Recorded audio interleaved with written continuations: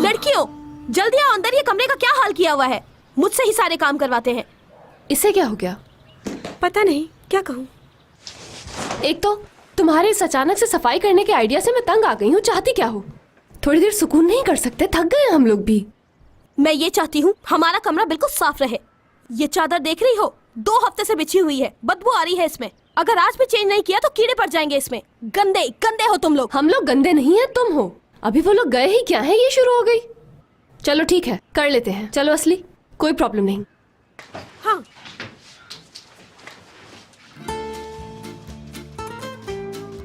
ये क्या है? इधर आओ एपेक।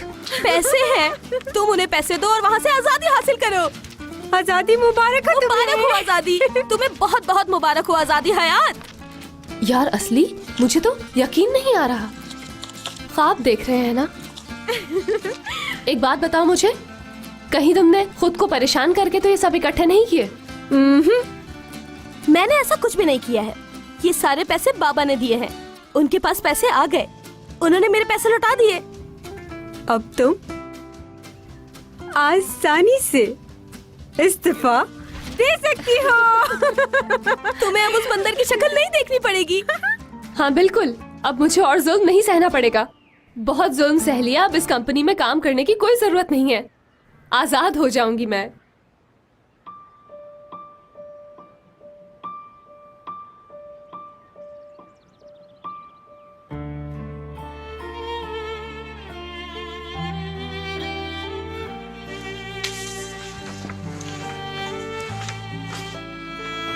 और मुराद को भी नहीं देख पाऊंगी मैं। शायद कभी भी नहीं देख पाऊंगी मैं।